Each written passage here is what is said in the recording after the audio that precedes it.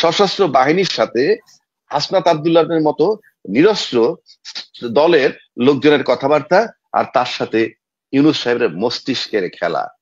এই তিনটা, ইউনূস সাহেবের মস্তিষ্ক, হাসনাত আব্দুল্লাহের যে তারুণ্য, আর সেনাবাহিনীর যে রেজিমেন্টেড শক্তি, তিনটার যদি সমন্বয় না হয়, বাংলাদেশের সামনে অনেক দুর্বিষহ অবস্থা। উনি মনে হয় না উপদেষ্টার কাউকে উনি কাউন্ট করেন, আর কাউন্ট করার মতো না কেউ। আসিফ নজরুল সাহেবের টেক ওভার করার পর দেখছি তো টকশোতে অনেক মাতাইছেন, এখন কোনো গভীরতাই নেই তাদের, ডিসিশন মেকিং পারেনি না তারা, একদম আমি খুব হালকা টাইপের হবে। আপনার হতেই পারে, আমার তো কোনো ইয়ে নাই। আর আরেকটা জিনিস হচ্ছে যে এই মুহূর্তে আপনি ইলেকশনে আশ্বস্ত করলেন, কিন্তু এমন কিছু হয়তো তারা জানে যে বাই ডিসেম্বর অথবা বাই নভেম্বর এমন কিছু হতে পারে ভবিষ্যতে, যার জন্য ইলেকশন করা যাচ্ছে না। বাংলাদেশের রাজনীতিতে এই যে অস্থিরতা বেড়েছে, সরকারের ভিতর অস্থিরতা বেড়েছে, সেনা শাসনে অস্থিরতা বেড়েছে, এর পিছনে মূল কালপিটটা কে? অথবা আমরা অনেকে মনে করি সেনাপ্রধান। আসলে কি সেনাপ্রধান? দর্শক, অবশেষে এটা নিয়ে নতুন গোপন তথ্য ফাঁস করেছেন দুজন আলোচক। তাদের আলোচনা শুনে বুঝতে পারবেন সেনাপ্রধান যদিও সামনে আছে, কিন্তু বিতর্কতভাবে আসিফ নজরুল এই সব কিছু কলকাঠি নাড়তেছেন এবং দেশকে অস্থিতিশীল করতেছেন। মোট কথা, ভারতের প্রেসক্রিপশনে আসিফ নজরুলরা একটা ভয়ঙ্কর ধরনের ষড়যন্ত্র করার চেষ্টা করছেন। আমরা কয়েকটা আলোচনা দেখে আসি। যদিও আমরা দেখেছি যে ডক্টর ইউনূস বলেছেন আওয়ামী লীগকে নিষিদ্ধ করার কোনো পরিকল্পনা এই সরকারের নেই, তবুও সেনাপ্রধানের সাথে হাসনাত আব্দুল্লাহর কি কথা হয়েছে সেটা সূত্র ধরে এখন আওয়ামী লীগের পুনর্বাসন প্রশ্নে কঠোর হাতে দমনের জন্য চারদিকে আওয়াজ তোলা হচ্ছে, এবং সেইখানে আমরা দেখতে পাচ্ছি যে গত 2 দিন থেকে বিভিন্ন কর্মসূচি পালন করা হচ্ছে।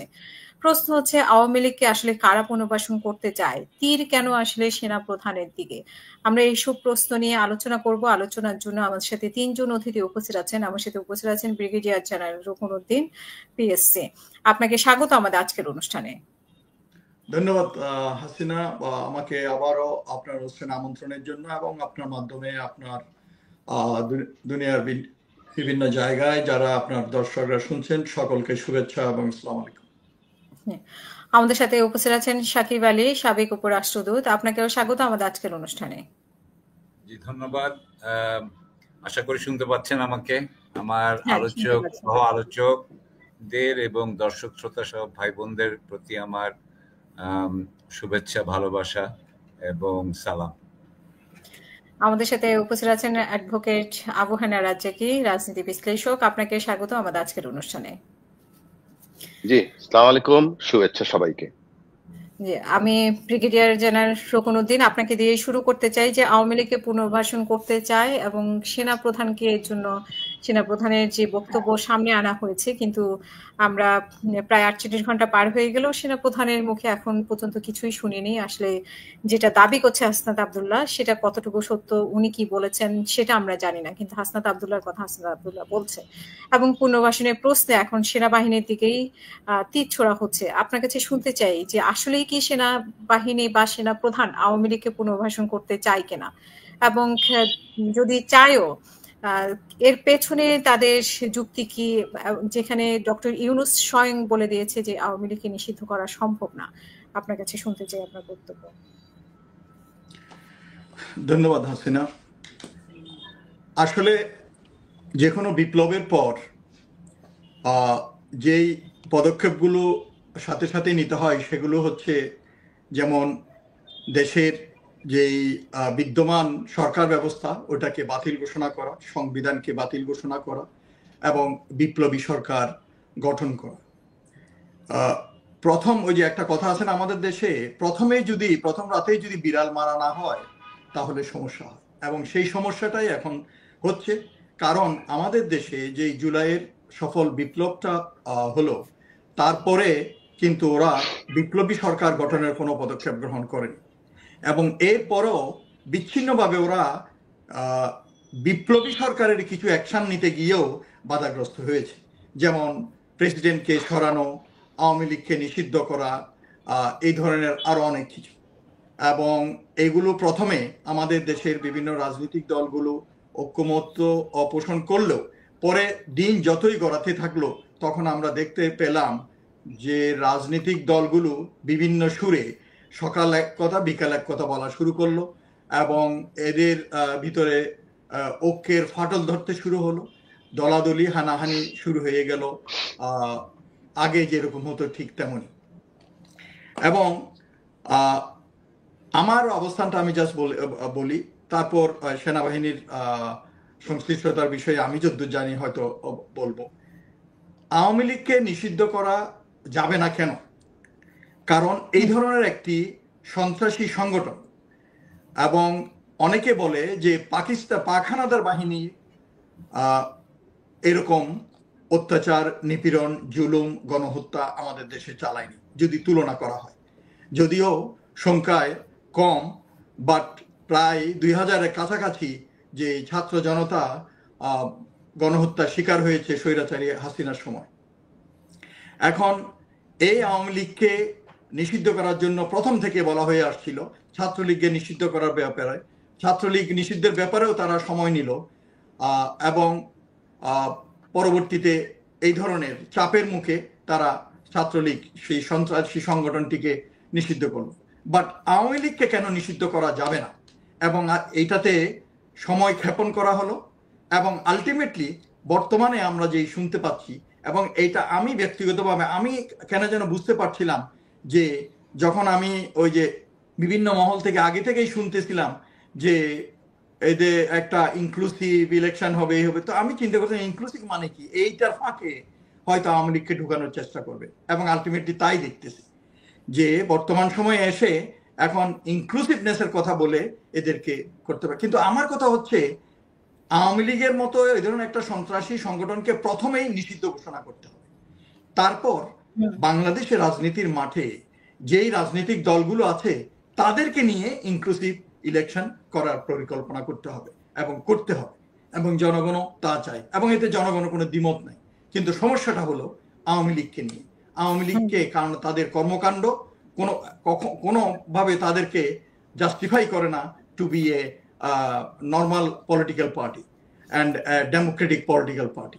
তারা তাদের ডেমোক্রেটিক ক্যারেক্টারিস্টিক্সটাও হারিয়েছে।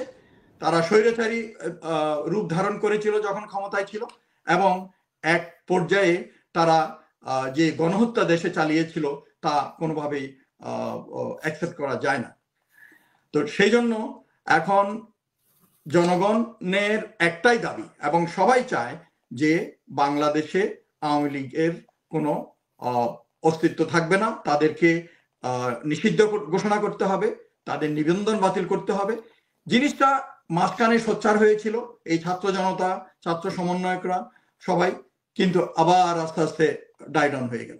কই, আপনার উপদেষ্টা পরিষদের ভিতর থেকে তো অনেকে বলছে, এবং এমনকি আপনার প্রধান উপদেষ্টাও বলল, কই তখন তো কোনো ইয়ে হয়নি। সেনাপ্রধানের ওখান থেকে আমি যতদূর জানি এই স্টেক হোল্ডার তো এরা ছাত্র সমন্বয়করা, এরা স্টেক হোল্ডার হওয়ার কারণে এরা নেতৃ পর্যায়ে যারা আছে তারা এক একজন এক এক গ্রুপের সাথে যোগাযোগ রক্ষা করে। যেমন এই হাসনাত, সার্জিস এরা মাঝে মাঝে এই সেনাবাহিনীর সাথে যোগাযোগ রক্ষা করে। তারপর নাহিদ আছে, মনে করেন সে সরকারি পর্যায়ে উপদেষ্টা বা প্রধান উপদেষ্টা, তাদের সাথে যোগাযোগ রক্ষা করে। এই ধরনের ওরা বিভিন্ন স্টেক হোল্ডারদের সাথে যোগাযোগ রক্ষা করে চলে বিভিন্ন কিছু, এবং তাদের কোনো সফট কিছু দাবি দেওয়া থাকলে এগুলো কনভে করে। একইভাবে এই ধরনের একটা মিটিংয়ে সম্ভবত যেটা ওর দাবি, যেটা আমি যেমন আরেকজন থিঙ্ক ট্যাঙ্কের কথা শুনছিলাম, যে হাসনাতের কথাটাকে যদি আমরা সত্য বলে মেনে নেই, তার সাথে আরো দুইজন ছিল, তারাও তো they should also blow the whistle, তারাও তো বলা উচিত ঘটনাটা কি ঘটেছিল। হাওয়ার হাসনাতে যেটা বলেছে ওইটা যদি আমরা সত্যি বলে মেনে নিই, এটা আমি ব্যক্তিগতভাবে আমি বলবো, আমার লেখাগুলো তো আপনি, আমার বই আছে, আমি রিসেন্টলি পাবলিশ হয়েছে, ওখানে আমি লিখেছি যে army should remain away from the politics. But দুর্ভাগ্য হলেও সত্য, আমাদের যে সেনাবাহিনী, এই সাকিব একজন ছিল, ব্যুরোক্রেট ছিল, সে জানে যে আমাদের দেশে এই ব্যুরোক্রেটদেরকে এবং সেনাবাহিনীকে ব্যবহার করে রাজনৈতিক দলগুলো বারবার ক্ষমতায় এসে দেশটাকে তছনছ করে দিয়ে যায়। আবার এই রাষ্ট্রযন্ত্রের সিভিল প্রশাসন এবং মিলিটারি প্রশাসন এই জিনিসগুলো আবার রেডি করে ছিমছাম করে ওনারা আবার ক্ষমতায় এসে চুরি চামারি করাপশন দুর্নীতি করে নষ্ট করে দিয়ে যায়। যেমন আমার এক কলিগ বলতেছিল যে প্রতিবারেই আমরা ডিনার টেবিল ওনাদের জন্য রেডি করি সুন্দর করে, আর ওনা এসে খেয়ে টেবিল ওলট পালট করে দিয়ে চলে যায়। তো আমার কথা হচ্ছে যে উপদেষ্টাদের ভিতরেও অনেকে তো এই কথা বলেছে যে আওয়ামী লীগকে নিষিদ্ধ করা যাবে না, কোনো পরিকল্পনা নাই, এটা গণতন্ত্রের গণতন্ত্র বহির্ভূত একটা অনুশীলন প্র্যাকটিস। কাজে এইভাবে বিভিন্ন জনে ইয়ে করে সুরটাকে নরম করে ফেললো এবং আওয়ামী লীগকে নিষিদ্ধ করার যে একটা আওয়াজ ছিল, দাবি ছিল, এটা কেন যেন ক্ষীণ হয়ে গেল। রিসেন্টলি আবার এই হাসনাতের এই ইয়ে থেকে স্ট্যাটাস থেকে আবার এই আওয়াজটা উঠলো। তো আমার কথা হচ্ছে যে এটা থেমে গিয়েছিল কেন, এবং যারা এটা বলেছিল ইভেন কি পলিটিক্যাল লিডাররা পর্যন্ত আওয়ামী লীগের পক্ষে নিয়ে বলতেছিল যে তাদেরকে ছাড়া ইলেকশন করা যাবে না, তাদের রাজনীতি করার অধিকার আছে, এত সহজে ওনারা ভুলে গেলেন যে আমাদের দেশে 2000-এর মতো প্রায় যে ছাত্র জনতা রক্ত ঢেলে এই স্বাধীনতাটাকে আনছে। তো কাজে এদের রক্তের সাথে বেইমানি করে এরা আওয়ামী লীগকে জায়েজ করার জন্য, আওয়ামী লীগকে রাজনীতি করার জন্য লাইসেন্স দেওয়ার জন্য সুপারিশ করে আসতেছিল। তখন কেউ ওদের দিকে বন্দুক উঁচা করে নাই। এখন সেনাবাহিনীতে হইতেই পারে, যেহেতু ওরা নাক গলাইছে, ওরা তো প্রথম থেকেই করতেছে। না, যেটা প্রশ্ন উঠেছে ইনক্লুসিভ, ওর যেটা ছিল যে ইনক্লুসিভ নিয়ে বলছেন। হ্যাঁ, এটা সেনাবাহিনী সাথে তো যোগাযোগ ছিল, যেটা বললাম, ওরা যেহেতু একটা স্টেক হোল্ডার, ওদের সাথে কথাবার্তা হতো এবং প্রথম থেকেই সেনাবাহিনী এটাতে ইন্টারফেয়ার করছে এবং ইন্টারফেয়ার করার প্রেক্ষিতেই হয়তো জিনিসটা এইভাবে হয়েছে, নাইলে হয়তো এটা অন্যভাবে হইতে পারতো, আরো খারাপও হতে পারতো। হাওয়ার বাট এনাফ ইজ এনাফ। আমার কথা হচ্ছে যে সেনাবাহিনী আসলে রাজনীতিতে নাক গলানো উচিত না। ওকে, ধরে নিলাম গলাবে না, এটা ভুল হয়ে গেছে, কিন্তু আমার কেউ উত্তর দেন, আসিফ নজরুল যখন প্রথম এই কথা মুখ থেকে বের করলো, আওয়ামী লীগকে সাপোর্ট করলো, আওয়ামী লীগের ব্যাপারে নরম সুরে কথা বললো, 3 মাস হয়ে যাওয়ার পরও তার মাথার উপরে শেখ মুজিবের ছবি টাঙায় রাখলো, এদের এই অপরাধের জন্য কিছু হয় না এবং লোকজনীয় হয় না? তো আসলে হয়েছে কি, আমি বলি সেনাবাহিনী হচ্ছে সফট টার্গেট। আইন কানুন, আমি তো সেনাবাহিনীতে 30 বছর চাকরি করছি, আইন কানুনের জন্য আমরা কোনো কথা বলতে পারি না। আমাদের কথা বলতে হলে ওই আইসিআর মাধ্যমে একটা অফিসিয়াল ইয়ে দিতে হয়, আদারওয়াইজ ব্যক্তিগতভাবে বা সাংগঠনিকভাবে আমরা কোনো কথা বলতে পারি না, জনসমক্ষে প্রকাশ করতে পারি না। ওই যে প্রথমেই রাজ্জাকি সাহেব যেটা বললেন যে আমাদের সেই বাক স্বাধীনতাটা নাই সেনাবাহিনীতে, তো এটা আমাদের সেনাবাহিনী না, দুনিয়া জোড়া সব সেনাবাহিনীতে এইটাই নিয়ম। কারণ এগুলো হচ্ছে শৃঙ্খলাবদ্ধ বাহিনী, এখানে কিছু নিয়ম কানুন আছে, মিডিয়া ম্যানেজমেন্ট, মিডিয়া কন্ট্রোল, মিডিয়ার সাথে কন্ট্রাক্ট কারা করবে, এগুলো ইয়ে করা থাকে। তো আমার কথা হচ্ছে এই জন্য যে এতটা ইয়ে হওয়ার তো কোনো কারণ নাই যে সেনাবাহিনীকে, মানে সেনাবাহিনীর শেষ করে ফেলতেছে, ধুয়ে ফেলতেছে। কিন্তু আমাদের একটা কথা মনে রাখতে হবে, আমাদের দেশে শত্রু যারা, এরা চায় আমাদের দেশের সেনাবাহিনী, ওরা জানে যে এটা হচ্ছে জনগণের শেষ আশা ভরসার স্থল। বিভিন্ন ক্রাইসিসে আপনারা দেখেন 71-এর পর থেকেও আমাদের দেশে যত ক্রান্তিকালে এই সেনাবাহিনী জনগণের পাশে এসে দাঁড়িয়েছে এবং বিভিন্ন, আপনি প্রাকৃতিক দুর্যোগ বলেন, অর্থনৈতিক দুর্যোগ বলেন, রাজনৈতিক দুর্যোগ বলেন, সব দুর্যোগে এই সেনাবাহিনী জনগণের পাশে দাঁড়িয়েছে এবং যতটুকু পেরেছে সহযোগিতা করেছে নিঃস্বার্থভাবে, কারণ এটা ওরা মনে করে এটা ওদের ডিউটি। কিন্তু আমার কথা হচ্ছে যে এই জুলাই বিপ্লবে যে ওদের একটা শেষ দিকে হলেও এখন অত তফসরা না করে, অত ইনভেস্টিগেশন না করে, আমরা বল না বিতি তুমি কি, তোমার ফলে পরিচয়, আপনি আমাকে প্রমাণ করবেন কিভাবে? আমার মনের ভিতরে, আমার দিলের ভিতরে কি আছে আপনি তো জানেন না, আমার কাজ থেকে আপনি প্রমাণ করবেন। তো এই পর্যন্ত যে কাজগুলো করেছে এর ভিতরে কিছু ত্রুটি আছে, এগুলো সরকারের কাছে, এই সরকার হোক সামনের সরকার হোক, এর কাছে যারা দুর্নীতিগ্রস্ত, আমি সেনাবাহিনীর কথাই বলছি, যারা ওরা জবাবদিহি করবে, আইনের আওতায় এদেরকে নেবে, এটা অন্য বিষয়।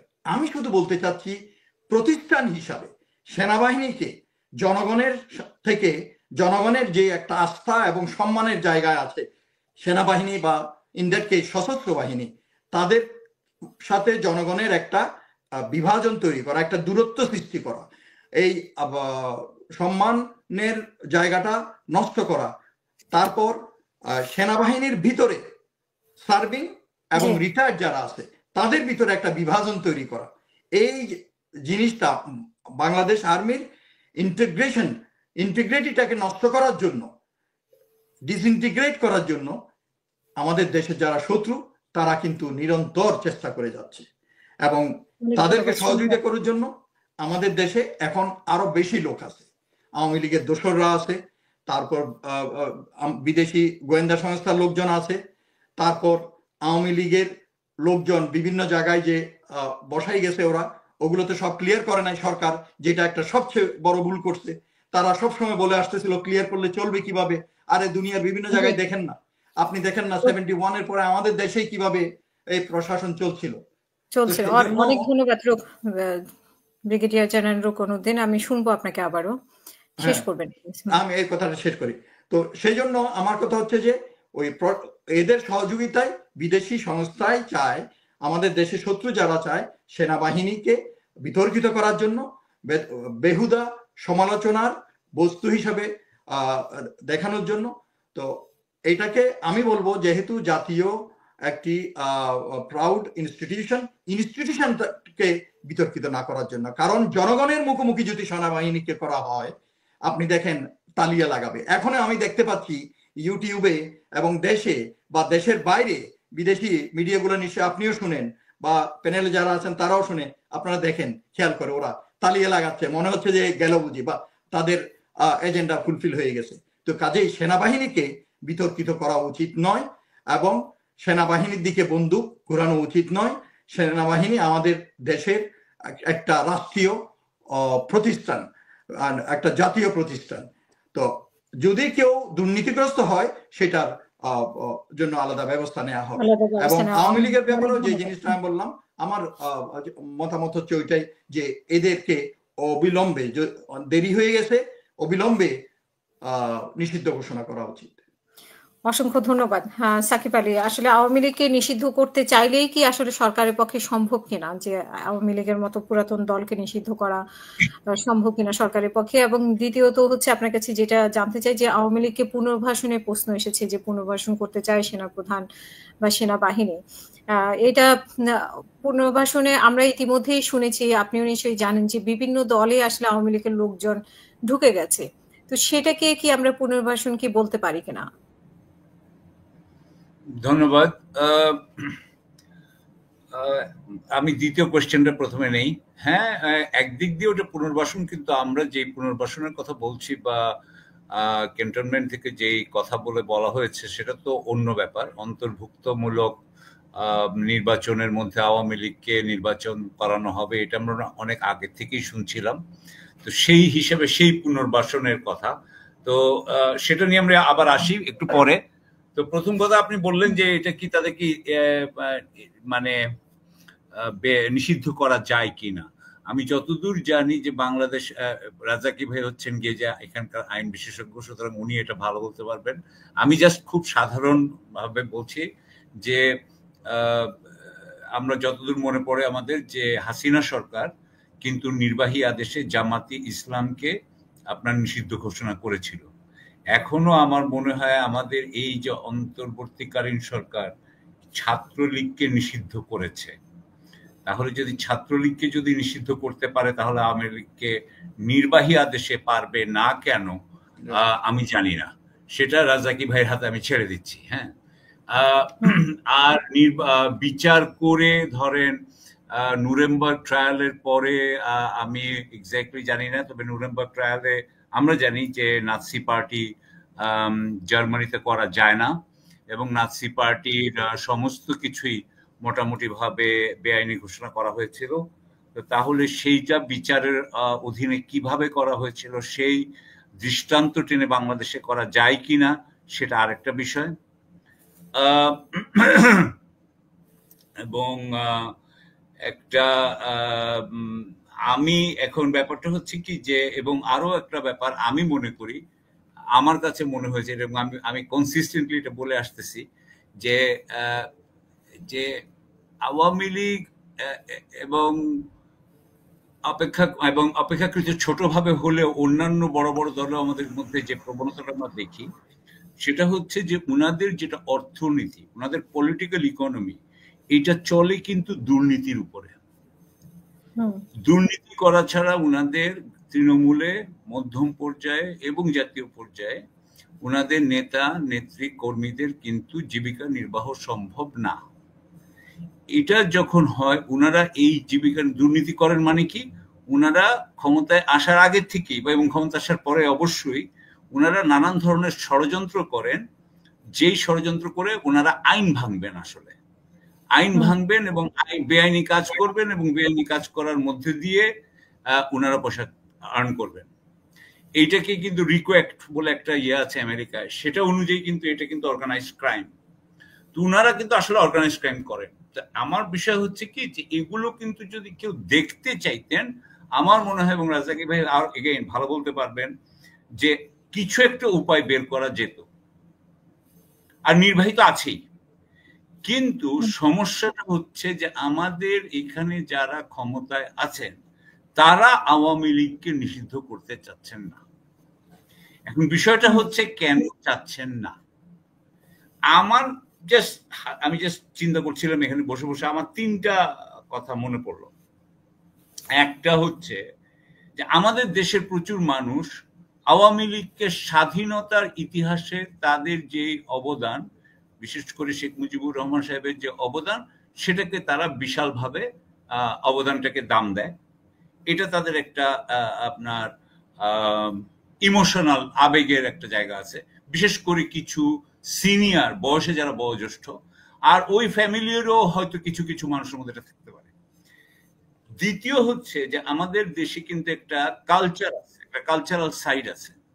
এই কালচারাল সাইড কিন্তু লালন আছে, এখানে আমাদের হিন্দু সংখ্যালঘু সম্প্রদায় আছে, এখানে আপনি একভাবে বলতে গেলে প্রথম আলো ডেইলি স্টার আছে, এখানে রবীন্দ্রসঙ্গীত আছে।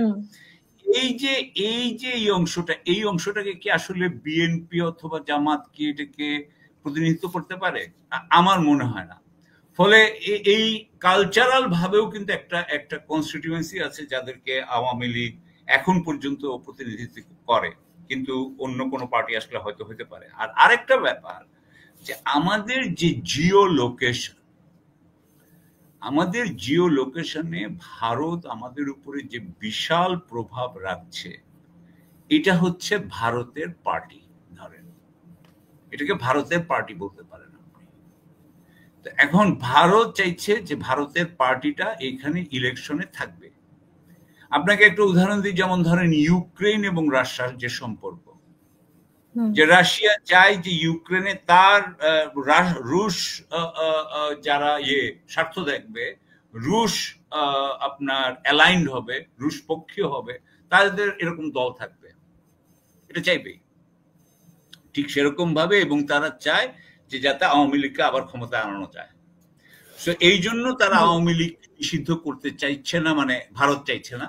এবং আপনি জানেন যে ভারতের সাথে আওয়ামী লীগের কি, আমরা এর আগেও বলেছি আপনার এখানে, যে শেখ হাসিনা চলে গেছে, শেখ হাসিনার শেখ পরিবার চলে গেছে, কিন্তু শেখ হাসিনার রেজিমের যে অ্যাপারেটাস ছিল, যেটাকে আমরা বলতে পারি হচ্ছে গিয়ে ধরেন আপনার সিভিল এবং মিলিটারি আমলাতন্ত্র যেটা ছিল, এবং তার সাথে সাথে আপনি বলতে পারেন বিচারালয়, ধরেন নিম্ন আদালত, মোটামুটি আপনি বলতে পারেন অলিগার্কিক যারা ব্যবসা অর্থনৈতিক প্রতিষ্ঠানগুলোর নেতৃত্ব দেন তারা, এই হিসাবে যদি আপনি দেখেন তাহলে কিন্তু অ্যাপারেটাসটা কিন্তু রয়ে গেছে। এবং আপনি জানেন যে ইন্ডিয়ার যিনি চিফ, তিনি বলতেছেন যে আমাদের দুই সেনাবাহিনীর মধ্যে অত্যন্ত ভালো সম্পর্ক বিরাজ করছে। আপনি জানেন যে আমাদের এখানকার জেনারেলরা, যারা জেনারেল শেখ হাসিনা করেছে, তাদের সবাইকে ইন্ডিয়ার, আমরা যতদূর জানি যে ইন্ডিয়ার ক্লিয়ারেন্স ছাড়া তারা পারতো না, তারা কেউ জেনারেল হতে পারতো না। সুতরাং আমরা জানি যে যেই 5ই আগস্টের পরে, আমরা আগেও বলেছি যে 5ই আগস্টের পরে যখন শেখ হাসিনা চলে গেল, তখন তো ছাত্ররা তো রেডি ছিল না, আমরা কেউই রেডি ছিলাম না। ওরা হয়তো কথা বলছিল বলে তারা যখন ডক্টর ইউনূসকে আনেন, বা তখন আমরা এই যে আমরা জানি যে আসিফ নজরুলের সাথে জেনারেল হামিদ, চিফ, সবার সাথে কি কথা হয়েছে, কারা কারা উপদেষ্টা হয়েছে, সবকিছু আমরা জানি। সেই সময় থেকেই আমরা এটা জানি যে উনি কিন্তু শেখ হাসিনার যত যত লোকজন ছিল সবাইকে বাঁচানোর চেষ্টা করেছেন। উনি কিন্তু, আপনি জানেন যে সেই 626 জনের কথা বলেন, জেনারেল মুজিবের কথা বলি, জেনারেল সাইফুল আজমের কথা বলি, প্রচুর জেনারেলের কথা বলতে পারবো। সুতরাং আমরা যেটা বলতে চাচ্ছি যে উনি কিন্তু এতদিন ধরে যে রোলটা প্লে করছিলেন, সেই রোলটা হচ্ছে যে আওয়ামী লীগকে আবার পুনর্বাসন করা হোক। উনি আগে ওদেরকে প্রোটেক্ট করেছেন, এখন উনি পুনর্বাসিত করতে চাচ্ছেন। সো এটা ভারতের পরিকল্পনা, হাসনাত যেটা বলেছে সেটা ঠিক, এবং এটাই হওয়ার কথা, সেটাই বলতে চাচ্ছি যে এটা যে উনি বলবেন, এটা তো বলার কথা, এতদিন ধরে তো উনি এই কাজই করেছেন। কিন্তু আমরা তো মানে সরকারকেও তো আমরা ঘুরে ফিরে একই কথাই, যে নির্বাচনে অংশগ্রহণ করবে, তারপরে জনগণ সেটা বিচার করবে আওয়ামী লীগ থাকবে কি থাকবে না, এবং বিভিন্ন দলও তো সেটাই বলছে। সেখানে সেনা প্রধানের সাথে তাদের পার্থক্য কি? সেনা প্রধানকে আমরা ধরি যে উনাকে আমি লিঞ্চপিন বলে মনে করি। আমাদের দেশে যখন একটা আমাদের এমন একটা, আমরা তো একটা অস্বাভাবিক সময় আছি, সেই অস্বাভাবিক সময় কিন্তু সেনাবাহিনীর কিন্তু একটা বিরাট বেশি শক্তি হয়ে যায়। আপনি জানেন যে 1/11 সময় তারা তো মোটামুটি কন্ট্রোলই করতো সবকিছু। এইবার তারা কন্ট্রোল করছে না, কিন্তু আমরা এটা খুব ভালো করে বুঝি যে উনার কিন্তু বিশাল পাওয়ার আছে। উনি বলছেন কয়েকজনের কথা মতো যে হি ডাজন্ট কেয়ার। আপনার কি মনে আছে 25শে ফেব্রুয়ারি উনি কি ধরনের বক্তব্য রেখেছেন? উনি আসলে এই সরকারকে থোড়াই কেয়ার করেন। ডক্টর ইউনূসের সরকারকে উনি কেয়ার করেন না। ডক্টর ইউনূসের ভয় আছে বলে আমরা মনে করি, ডক্টর ইউনূস যে কোনো কারণেই হোক, যে উনি উনার প্রতি যতটাই রুষ্ট হোক বা হোক, যাই হোক, উনি উনার কথাতে এর মধ্যে বের হয়েছে যে উনি কিন্তু সে জেনারেলের কথা পছন্দ করেন নাই, কিন্তু উনি যা কিছুই করেছেন সেটা ভিতরে করেছেন, বাইরে এখন পর্যন্ত আমরা দেখি নাই যে জেনারেলের প্রতি, মানে আর্মি সেনাবাহিনী প্রধানের প্রতি কোনো ধরনের কি বলবো আপনাকে অ্যাকশন বা পদক্ষেপ নেওয়া হয়েছে। আর আরেকটা জিনিস আমি বলতে চাই যে আমাদের এই যে সরকারের যে উপদেষ্টা মন্ডলী, সেখানেও আপনি জানেন খুব ভালো করে যে সেখানেও কিন্তু একটা বিরাট এনজিও আছে ঘরানার, একটা আছে বিরাট প্রথম আলোর কলামিস্ট, একটা আছে চিটাগোনিয়ান, এবং তাদের মধ্যে যে আওয়ামী লীগকে আবার পুনর্বাসন করার জন্য যে হবে, এবং ওই যে রিফাইন্ড আওয়ামী লীগ, এইটা খুবই স্বাভাবিক। কিন্তু কারণ ওই যে আমরা একটু আগে বলছিলাম প্রথম আলো, daily star group. So doctor Yunus যদি বলে থাকেন, আরো একটা ফাইনাল একটা কথা বলে আমি জানি না, আমি অনেকক্ষণ সময় নিচ্ছি, আন্তর্জাতিক এই যে যখন হিউম্যান রাইটস কমিশন যখন বাংলাদেশের এই অত্যাচারের উপর লিখেছে, তখন কিন্তু বোধহয় বলা হয়েছে যে আওয়ামী লীগকে যাতে আপনার ইলেকশন করতে দেওয়া হয়। আন্তর্জাতিক যারা আমাদের পার্টনার আছেন তারা এটা বলছেন, এবং আন্তর্জাতিক শক্তিরা যেটা বলে সেটা ডক্টর ইউনূস খুবই গুরুত্ব দেন। এটার কারণেও হইতে পারে। তবে আমার ব্যক্তিগত মতামত হচ্ছে যে কোনো মতেই আওয়ামী লীগকে আপনার এখন এই অবস্থায় কোনো ইলেকশন করতে দেওয়া যাবে না। ধন্যবাদ। অসংখ্য ধন্যবাদ। আবু হায়দার রাজ্জাক, কি আওয়ামী লীগের বিচারটা সম্পূর্ণ না করে আওয়ামী লীগের পুনর্বাসন বা আওয়ামী লীগ নিষিদ্ধের প্রশ্ন উঠেছে, সেই প্রশ্নে আপনি কি বলবেন? এবং ছাত্রলীগ যখন নিষিদ্ধ করেছিল তখন তো আওয়ামী লীগ নিষিদ্ধ করতে পারত, তখন কেন আমরা এই জোর দাবিটা তুলিনি? এখন সেনাপ্রধান যখন পুনর্বাসনের কথা বলছে, যখন আওয়ামী লীগের মানে ইনক্লুসিভ নির্বাচনের কথা সামনে এনে নতুন আওয়ামী লীগ গঠনের কথা বলছে, তখন কিন্তু এই আলোচনাটা এখন আমরা চারদিকে। তো এটা কি একটা আলোচনার জন্য আলোচনা, নাকি আসলেও এটা ইস্যু, মানে এটা কার্যকর করতে হবে? তাহলে আমরা এতদিন 8 মাস কেন সময় নিলাম, তখন কেন আমরা এটা ব্যবস্থা নিলাম না? ধন্যবাদ আপনাকে এবং আমার দুইজন বিজ্ঞ সহ-আলোচক, তাদের কথা আমি শুনলাম। ইন্টারেস্টিং ব্যাপার হচ্ছে কি জানেন, এখানে প্রথম কথা হলো আওয়ামী লীগকে নিষিদ্ধ করার যে বিষয়টা আসছে, নাম্বার ওয়ান, আওয়ামী লীগ কিন্তু এখনো নিষিদ্ধ হয় নাই। নিষিদ্ধ যখন হয় নাই তখন সেনা প্রধানের ইস্যুটা কিভাবে আসে, এটা আমার প্রশ্ন। এখন তার আগে একটা জায়গায় যাই, যে 11ই মার্চের ঘটনা 21 তারিখে প্রকাশ করলো, এটার জন্য কেউ কেউ বলছে এটা সত্য না মিথ্যা। প্রথম কথা হইলো হাসনাতরা আকারে ইঙ্গিতে নানান ভাবে বলে গেছে। অবশেষে আমাদের প্রধান উপদেষ্টা যখন বললেন যে আমরা কোনো রাজনৈতিক দলকে নিষিদ্ধ করার পক্ষপাতী না, ঠিক তখন তারা একটা স্ট্যান্ড নিলেন, যেহেতু তাদের এই স্ট্যান্ড নিতে হবে।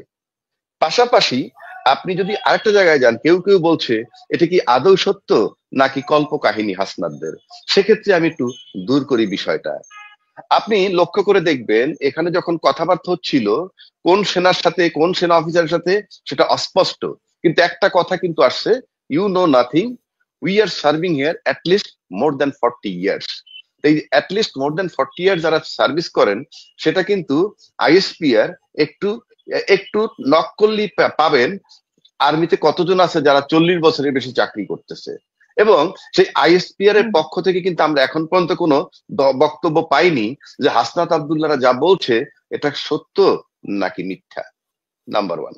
নাম্বার টু, যদি আপনি আসেন যে আপনি এই নির্বাচনের ইনক্লুসিভ নির্বাচন করেন আর পুনর্বাসন বলেন, এ পর্যন্ত সরকার প্রধান যখন বলতেছে যে আমরা কোনো দল নিষিদ্ধ করব না, আবার বিএনপি যখন নিজেরা দায় সারা গোছে বলে জনগণের উপরে চাপিয়ে দিচ্ছে যে তাদেরকে পুনর্বাসন করা হবে কিনা সেটা জনগণ সিদ্ধান্ত নিবে, তার মানে হচ্ছে পুনর্বাসন হলে তাদের আপত্তি নাই, কারণ জনগণ একটা ভেগ টার্ম। তারা বলতে পারে কোন জনগণের কথা, যে জনগণ তাদের সাথে সম্পৃক্ত, অর্থাৎ বিএনপির যারা দল করে তারাও তো জনগণ, সুতরাং সেই জনগণের কথা সে বলতে পারে, অন্য জনগণের কথা বলার কোনো রাইট নাই। তাদের জনগণ যদি 35% থাকে, বাকি 65% কিন্তু তাদের সাথে নাই। একইভাবে জামাত বলছে যে এদেরকে পুনর্বাসন করতে গেলে জনগণ মানবে না। সেই জনগণ কারা? আপনার জনগণ কত পার্সেন্ট? অন্য জনগণের কথা বলার তো আপনার রাইট নাই। কারণ আমরা যেটা দেখেছি, আমরা পরিষ্কারভাবে একেবারে নিশ্চিত করে বলতে পারি, দলের সাথে যে জনগণ গুলা সম্পৃক্ত, তার বাইরের যে জনগণ যারা আছে, তারা গুণাক্ষরেও আওয়ামী লীগরে পুনর্বাসন চাইবে না। এখন তারা চাইবে না, পারবে কি পারবে না সেটা ভিন্ন কথা। বাট আমি যদি অফিসিয়ালি তিনটা বড় শক্তি যখন বলতেছে, তিনটা বড় শক্তি, কে?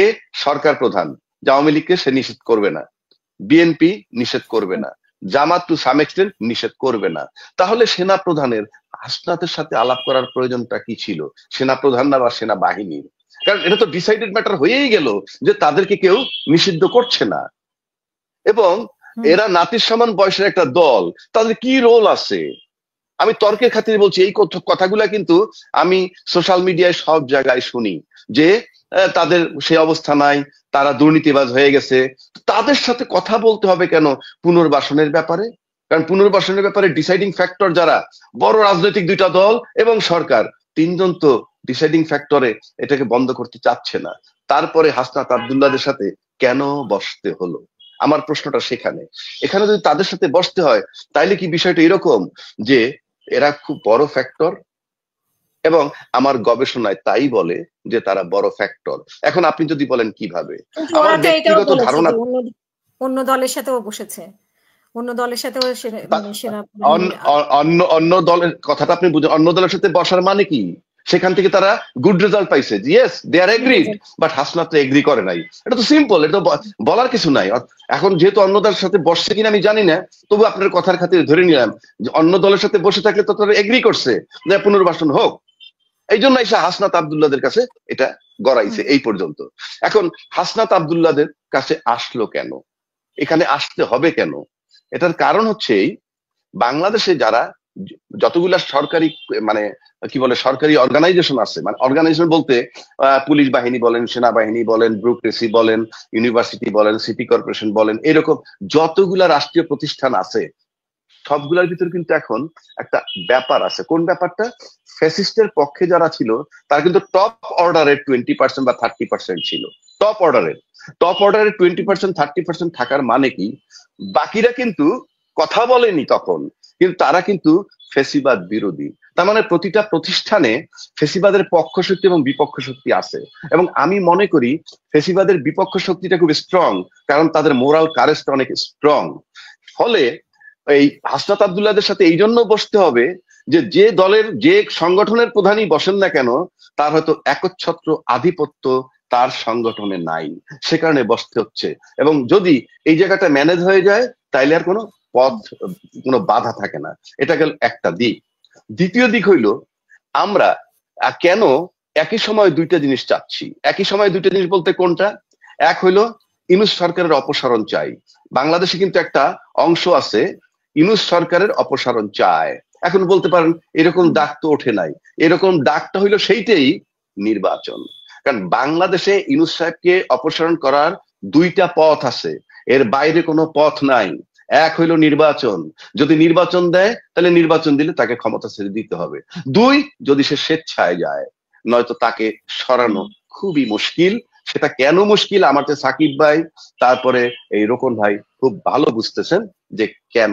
সুতরাং নির্বাচনের প্রধান উদ্দেশ্য যদি তাকে সরানো হয়, ফাইন, তাতে নিয়ে আমার আপত্তি নাই, কারণ গণতান্ত্রিক দলগুলো নির্বাচন চাইবে, এইটাই স্বাভাবিক। যদি তাই হয় তাহলে নির্বাচনটা যত দ্রুত নেওয়া যায় সেইখানে থাকা উচিত ছিল বড় দলগুলোর।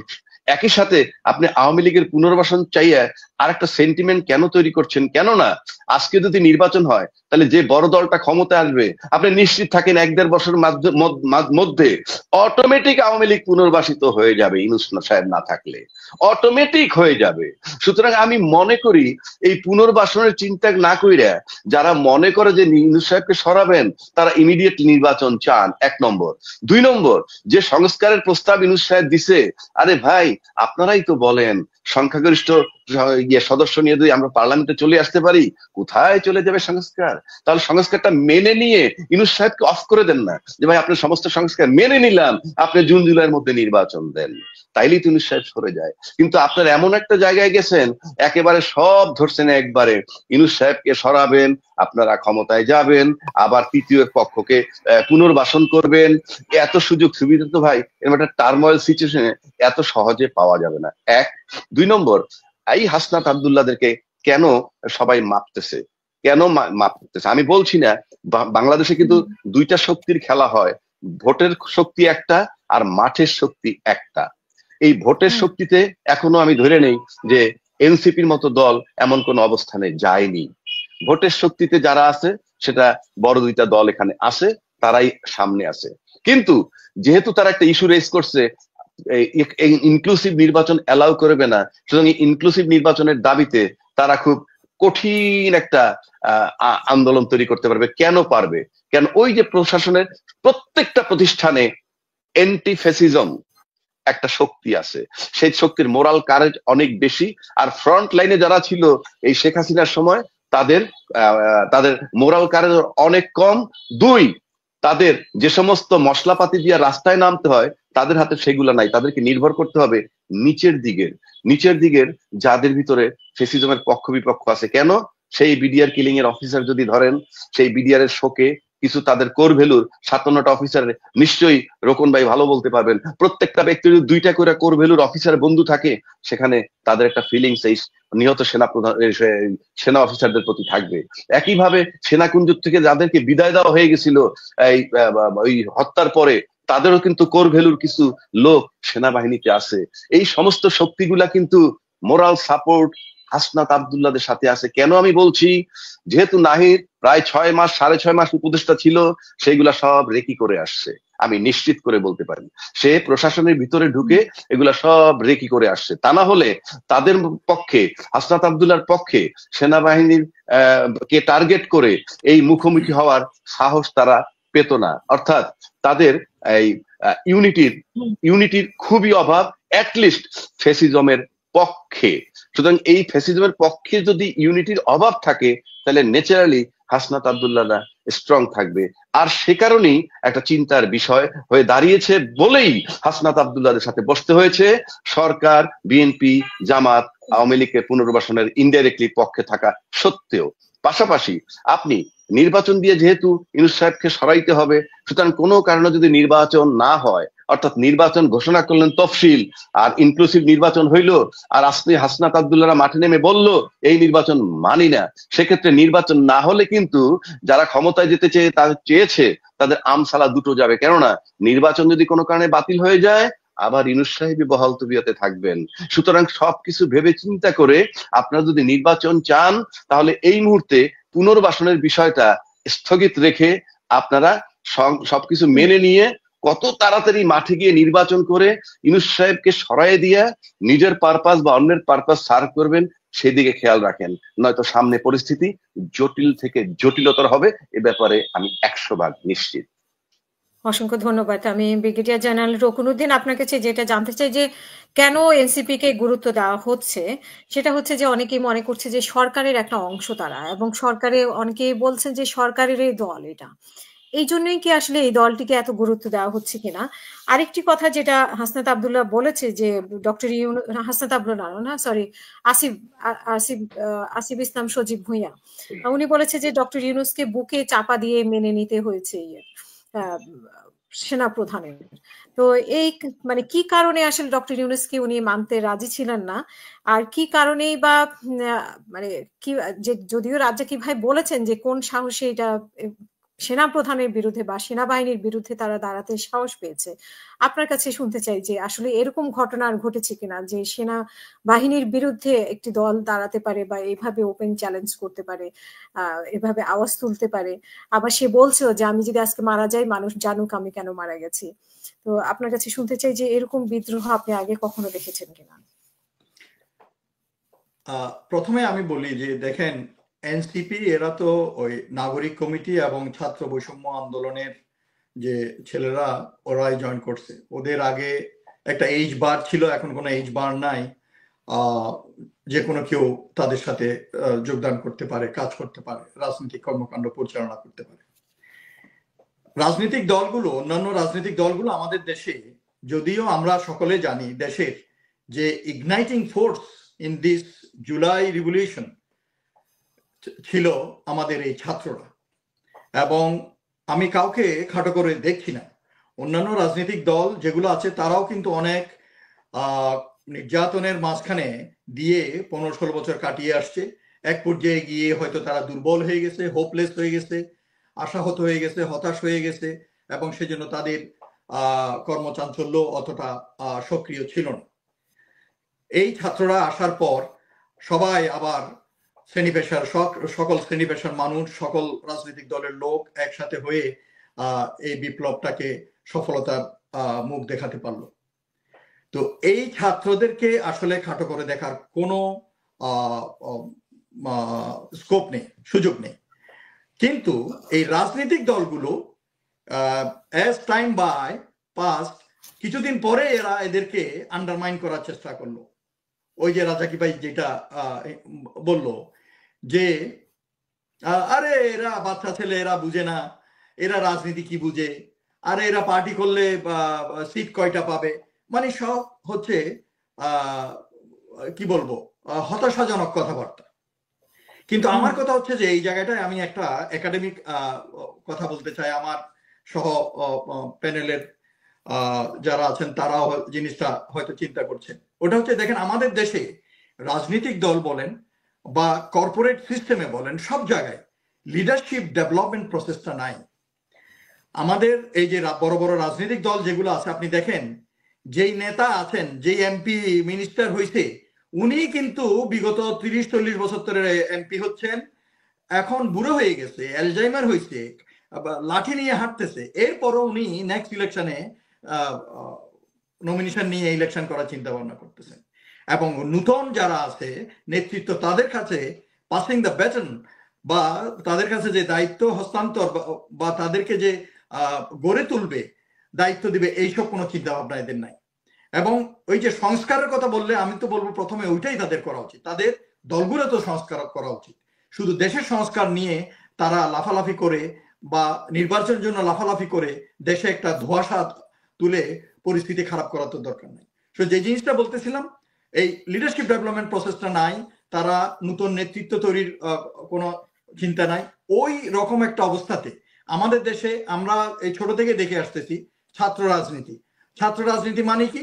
ওইটা হচ্ছে যে শিক্ষা প্রতিষ্ঠানগুলোতে ছাত্রদের দল থাকবে, ওখানে তাদেরকে বড় বড় রাজনৈতিক দলগুলো মাসলম্যান হিসাবে, তাদের আর্ম ক্যাডার হিসাবে ইউজ করবে।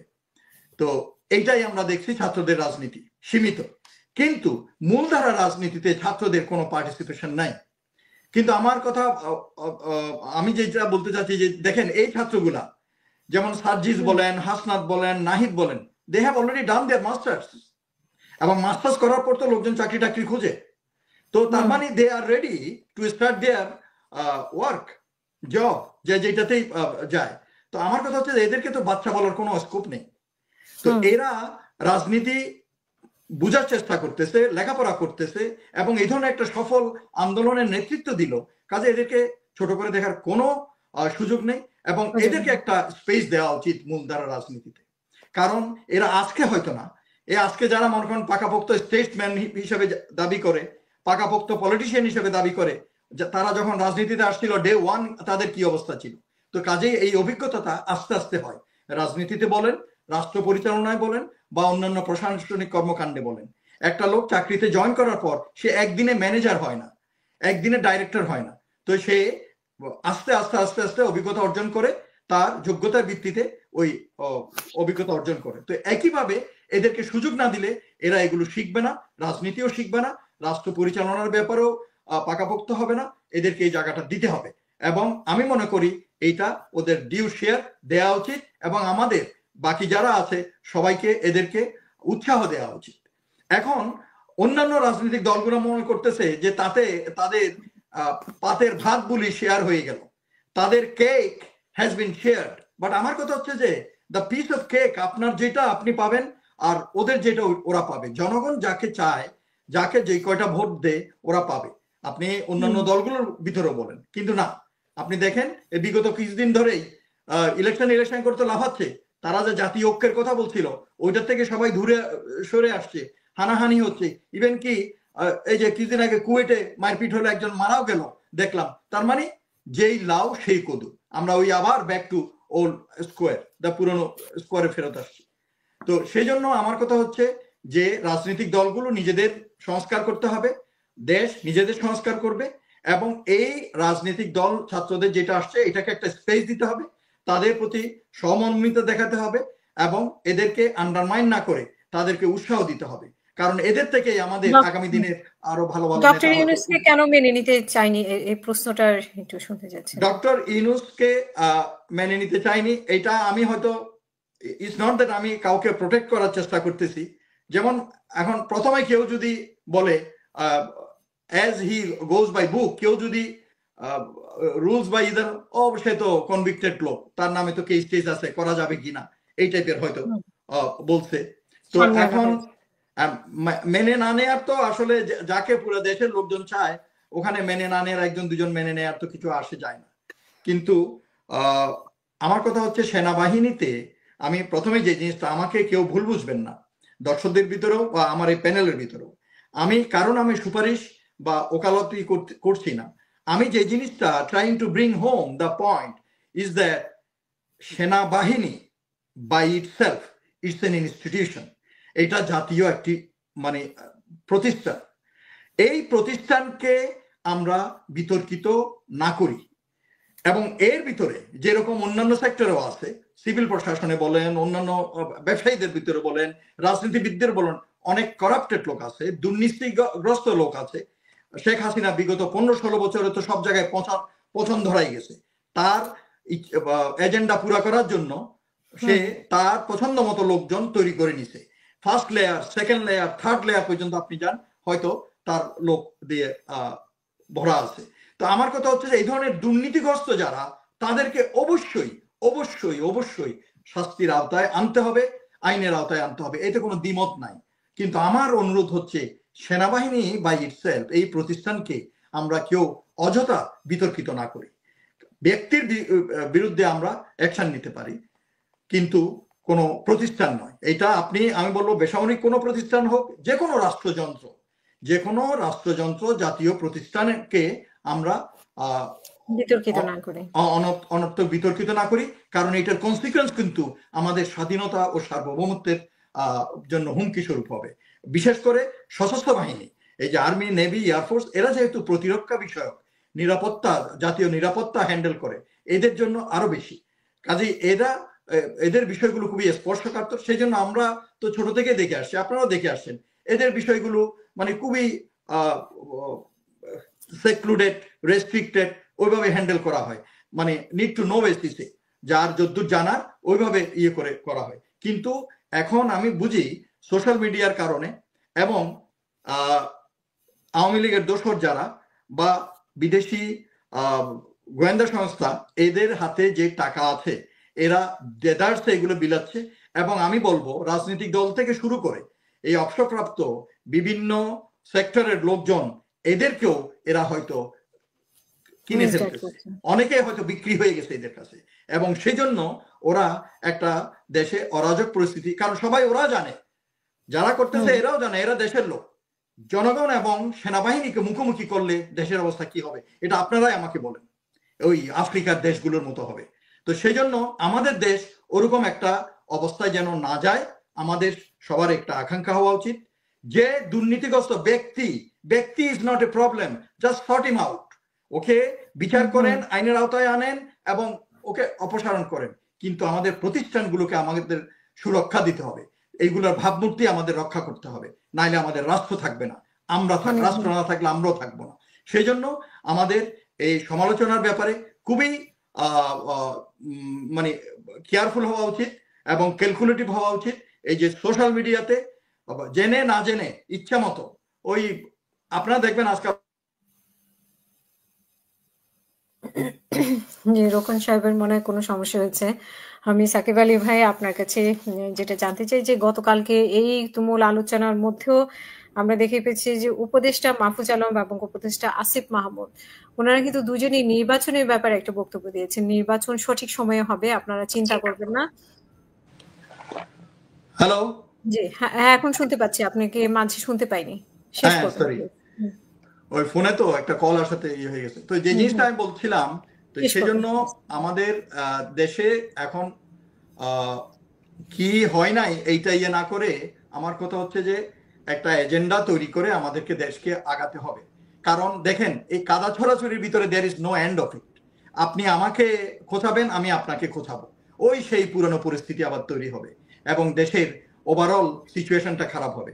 রাজনৈতিক চর্চা বলেন বা জনগণের জনজীবনের যে প্রশান্তি আসা, এটা তো আর আসবেই না। তো সেই জন্য গণতন্ত্রের পথে উত্তরণের জন্য আমি রাজনৈতিক দলগুলোকে বলবো যে আপনাদের ধৈর্য ধরা উচিত। নির্বাচন করে না লাফায়ে আপনারা, আমি এখানে একটা কথা বলতে চাই, এটা আমি আরো কয়েক জায়গায় বলছি, ডক্টর ইউনূসকে কিন্তু আপনারা এত কাঁচা খেলোয়াড় ভাববেন না। হি ইজ নট মানে পুয়ার প্লেয়ার, সে কিন্তু শিয়ানা খেলোয়াড়। কাজেই আমার কথা হচ্ছে যে তার এজেন্ডা অনুযায়ী সে কাজ করতেছে, করুক। তার উপদেষ্টা মন্ডলীর ভিতরে অনেক বিতর্কিত লোক আছে, এটা আমরা জানি। কিন্তু আমার কথা হচ্ছে যে খালি উপদেষ্টা চেঞ্জ করলেন, এই করলেন, এইসব প্রসেসে সময় নষ্ট করে লাভ নাই। এখন আমাদের টাইম সেন্সিটিভ, যেহেতু রাজনৈতিক দলগুলো চাচ্ছে যত তাড়াতাড়ি। আচ্ছা, আমার মনে হয় সাকিব ভাই আপনার কাছে যাই, ওনার হয়তো বক্তব্য শেষ হয়েছে। যে গতকালকে মাহফুজ আলম এবং আসিফ মাহমুদ দুজনেই নির্বাচনের কথা বলেছেন এবং মাহফুজ আলম বলেছেন যে যথাসময়ে নির্বাচন হবে, আপনারা চিন্তা করবেন না। এবং আসিফ মাহমুদও বলেছেন যে নির্বাচন ডিসেম্বরে অথবা ফেব্রুয়ারিতে হবে। মানে আমরা এর আগে কিন্তু ডক্টর ইউনূস বেশি সংস্কার অল্প সংস্কার নিয়ে শুনেছি যে বেশি সংস্কার হলে জুনে এবং অল্প সংস্কার হলে ডিসেম্বরে। তো এর মধ্যে ওনারা যে নির্বাচন নিয়ে একটা আশ্বস্ত করতে চাচ্ছেন, ভিতরে কি অন্য কিছু হচ্ছে কিনা? এবং আজকে আবার ওনারা ভোটারের মানে বয়স সীমা নিয়েও কথা বলেছেন যে 23 বছর বয়সে নির্বাচন করতে পারবে, 16 বছর বয়সে ভোট দিতে পারবে, এগুলো নিয়ে দাবি তুলেছেন। আমার কথা হচ্ছে যে একটা আলোচনা মার্কেটে ছেড়ে দিয়ে ভিতরে অন্য কোনো কিছু কারসাজি চলছে কিনা, যেটা বাংলাদেশে আগেও হতো আর কি, বা অন্যান্য দেশে হয়। আপনার কাছে শুনতে চাই প্লিজ। না, ধন্যবাদ। ওনাদের এখন মাহফুজ অথবা ওদের মাথায় কি হচ্ছে সেটা আমি কি করে বলবো বলেন। সেটাও ঠিক। এটা তো আমার পক্ষে বলা সম্ভব না। আমি যেটুকু বলতে পারি এটুকু হুম যে ওরা এখন যে জুন মাসে যে আগে বলা হচ্ছিল, জুন মাসে কখনো বাংলাদেশে ইলেকশন হয় না। আমার সহ আলোচকরা এটা আমার থেকে ভালো বলতে পারবেন যে এখানে ইলেকশন হয় ওই আমাদের শীতের সময়। হ্যাঁ, সো ডিসেম্বর থেকে যদি বলে ফেব্রুয়ারির মধ্যে হবে, সেটাই কিন্তু বিশ্বাসযোগ্য, সেটা সেটা সেটা আমরা নিতে পারি, গ্রহণযোগ্য। জুন মাসেরটা আর ওইটা যদি না হয় তাহলে এরপরে ডিসেম্বরে যেতে হবে। হুম আর এখন তারা তাদের তো এখন আমি যেটা বুঝলাম যে কয়েকদিন আগে তাদের তো এনসিপির তো ইয়েও নেই, নিবন্ধনও নাই এখনো। নিবন্ধন 20 নাই। তারিখের মধ্যে নিবন্ধন চেয়েছে ইলেকশন কমিশন, সেই আগের নিয়ম নীতি অনুযায়ী। হাসনাত কাইয়ুম সাহেব একজন আছেন, উনি আমার পরিচিত, উনি রাষ্ট্রাচার আন্দোলনের মানে প্রধান। তো উনি তো একটা কেস করেছেন। হ্যাঁ, উনি একটা কেস করেছেন যে এটা পূর্বের নিয়ম নীতি অনুযায়ী করা হয়েছে এবং নতুন যে নির্বাচন সংক্রান্ত নিবন্ধন সংক্রান্ত যে কমিশন, নির্বাচন সংক্রান্ত যে সংস্কার কমিশন, তাদের যে সুপারিশগুলো ছিল সেগুলোকে ধর্তব্যে আনা হয় নাই বা বিবেচনায় নেওয়া হয় নাই। তো যাই হোক, সেটার ইস্যুটাও রয়ে গেছে। তো আমার মনে হচ্ছে যে হ্যাঁ, ইলেকশন আমার মনে হয় নিবন্ধনের পরেও করা যায়। খালি 20 তারিখই নিবন্ধন শেষ হয়ে যাবে বলে আমি মনে করি না। তো ইলেকশন হয়তো হবে, আপনার হতেই পারে, আমার তো কোনো ইয়ে নাই। আর আরেকটা জিনিস হচ্ছে যে এই মুহূর্তে আপনি ইলেকশনে আশ্বস্ত করলেন, কিন্তু এমন কিছু হয়তো তারা জানে যে বাই ডিসেম্বর অথবা বাই নভেম্বর এমন কিছু হতে পারে ভবিষ্যতে, যার জন্য ইলেকশন করা যাচ্ছে না। যেমন আপনাকে মনে রাখতে হবে, নাহিদ ইসলাম বলছিল যে অবস্থা যদি খুব সঙ্গীন হয় এই বছর হয়তো ইলেকশন করা যাবে না, আমাদের এখানকার আইন শৃঙ্খলা অবস্থা যদি খুব খারাপ হয়। আপনার মনে আছে মানে আইন শৃঙ্খলার যে পরিস্থিতিতে, এই পরিস্থিতি ডিসেম্বরে নির্বাচন হতে পারে না, মানে এই বছরে নির্বাচন হ্যাঁ, হতে এটা পারে না, বলেছিল, এরকম না? উনি বলেছিলেন। হ্যাঁ হ্যাঁ, সুতরাং আমি যেটা বলতে চাচ্ছি যে এটা দিয়ে কিছু আসে ইয়ে হয় না। আমি কয়েকটা কথা এখানে বলতে চাই আমাদের সেনাবাহিনী, আমাদের বাংলাদেশ এবং গণতন্ত্রের ইতিহাস নিয়ে। বাংলাদেশ, আমাদের বাঙালি জাতির তো বিদ্রোহের একটা ইতিহাস আছে, বাঙালি মুসলিমের বিশেষ করে। হ্যাঁ, সেটা 1830-এর থেকে আমরা বলতে পারি তিতুমির, দুদুমিয়া, ফরাইজি আন্দোলন, তারপর থেকে আমরা করে এসেছি। তারপরে কিন্তু আমাদের একটা গণতন্ত্রের ইতিহাস শুরু হয়েছে, পশ্চিমা শিক্ষা নেওয়ার ইতিহাস শুরু হয়েছে। এটা কিন্তু 1880-র পরের দিক থেকে মনে হয়, গত ঊনবিংশ শতাব্দীর শেষ 25 বছরে বিশেষ করে। আমি একটু আগে দেখছিলাম যে বাংলা বেঙ্গল সাহিত্য সমিতি, এটা 1911 সালে তৈরি হয়েছে।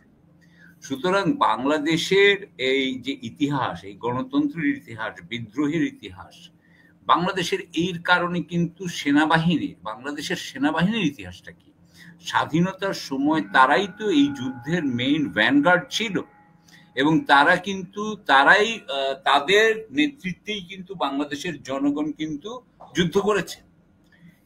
এখন সেই যে যুদ্ধের যে ইতিহাস, যুদ্ধের যে ঐতিহ্য, বিদ্রোহের জনগণের পাশে দাঁড়ানোর যে ঐতিহ্য, সেটা কিন্তু বাংলাদেশের সেনাবাহিনী বার প্রমাণ করেছে।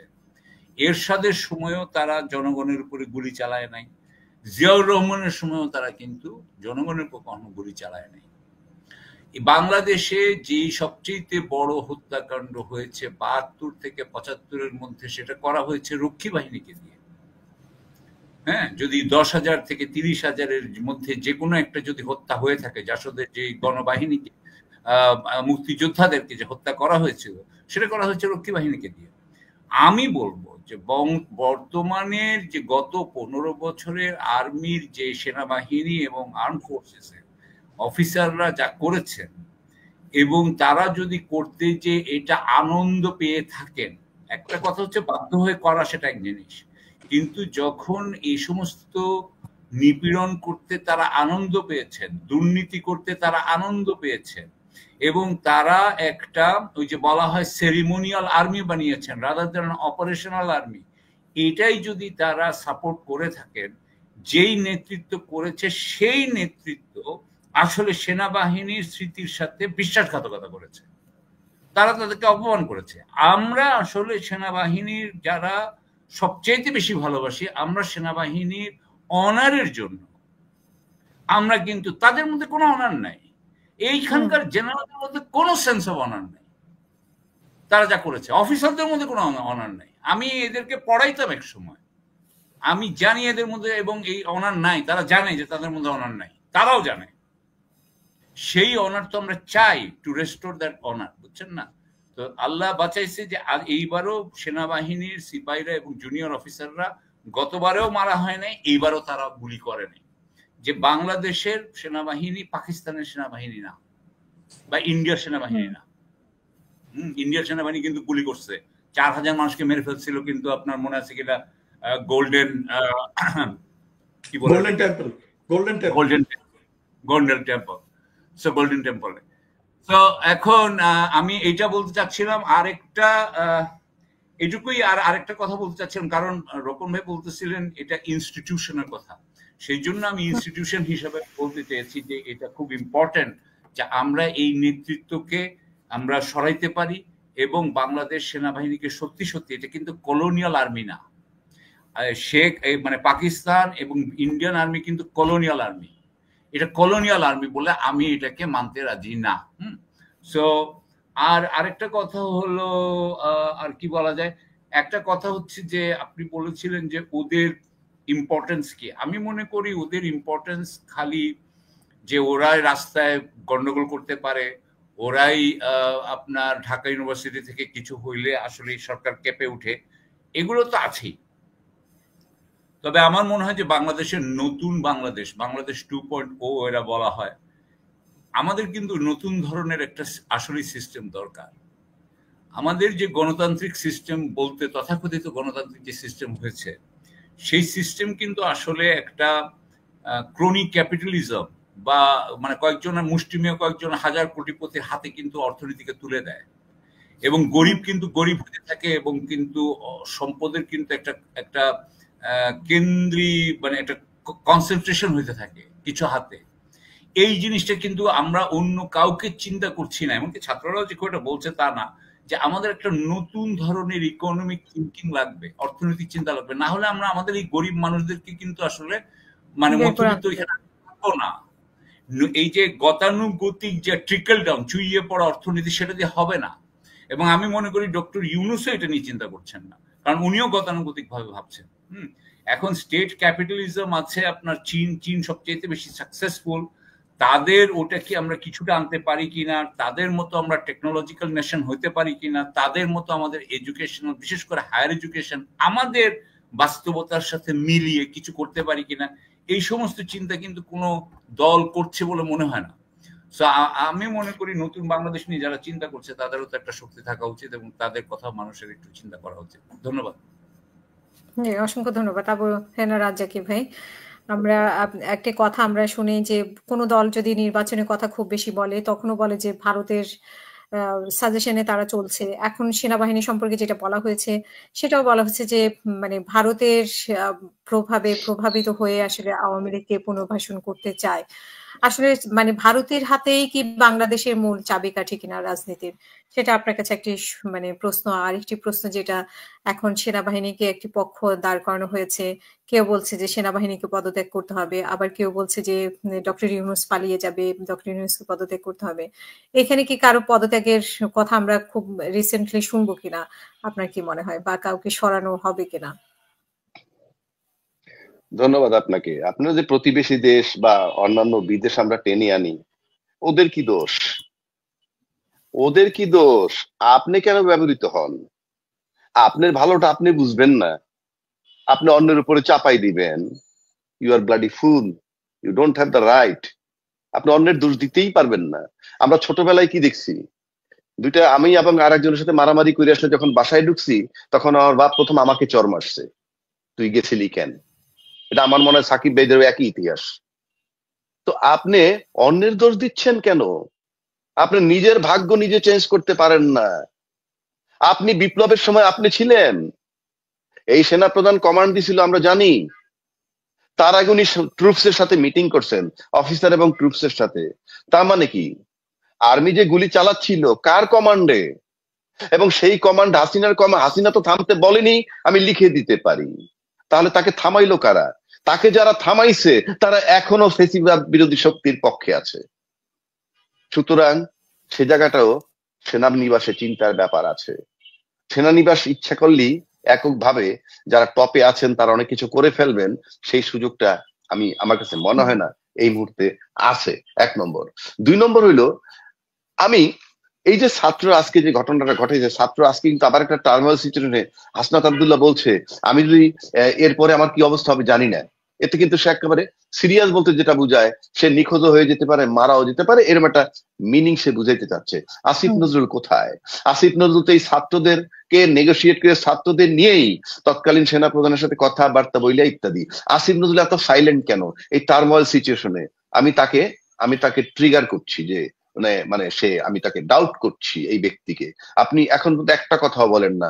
আপনি কি ছাত্রদের নিয়ন্ত্রণ চলে গেছে, নাকি আপনি চান যে হাসনাত আব্দুল্লাহরা এই নির্বাচন বানচালের একটা টার্মাল সিচুয়েশন তৈরি করুক আর আপনি ক্ষমতায় থাকেন?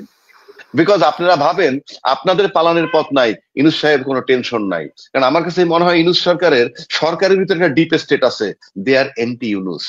এটা আমার কাছে ব্যক্তিগতভাবে মনে হয়। পাশাপাশি আমি কিছুদিন আগে বলেছিলাম সবার আগে যে বাংলাদেশে 3টা শক্তি কাজ করছে, এখন 4টা শক্তির কথা বলি আপনাকে। বাংলাদেশে 4টা শক্তি কাজ করতেছিল, এখন দৃশ্যমান হয়ে গেছে। যেমন সেনাবাহিনী নির্বাচন থেকে যদি বলা হয় ইনক্লুসিভ নির্বাচনের কথা, তাহলে নো ডাউট সেনাবাহিনী একটা শক্তি। যাদেরকে বলছে হাসনাত আব্দুল্লাহ তারা একটা শক্তি। আর এই যে অন্যান্য যে রাজনৈতিক দল, তাদের কোনো ভ্যালু নাই, তারা রাজনৈতিক শক্তি। কেননা এই আলোচনায় তারা কিন্তু আলোচিত না, কারণ তাদের সাথে কথাবার্তা হয়ে গেলে তারা এগ্রি করে ফেলছে। এখন লড়াই হবে 3মুখী। 3মুখী কোথায়?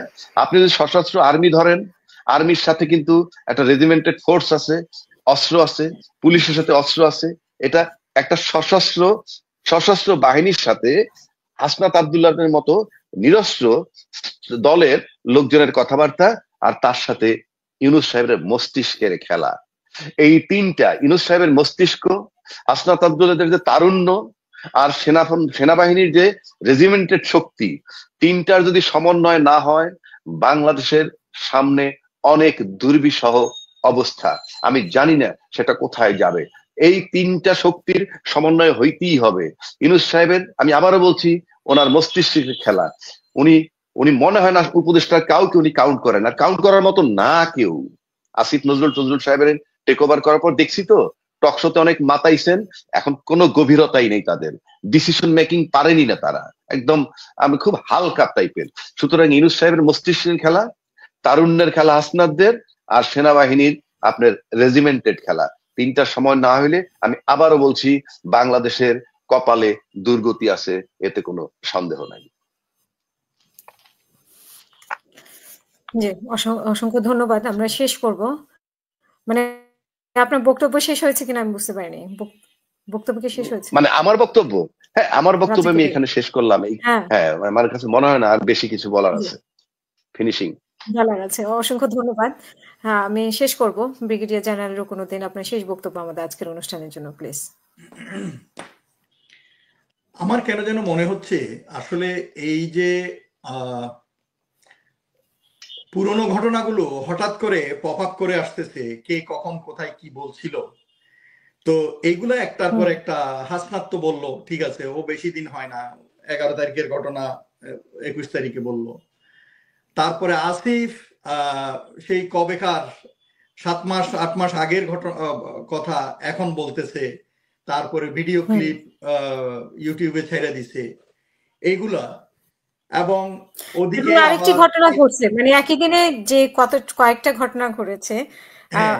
আসিফের ভিডিও ক্লিপ ছাড়া হয়েছে, তারপরে হাসনাত আব্দুল্লাহ এটা করেছে, তারপরে আবার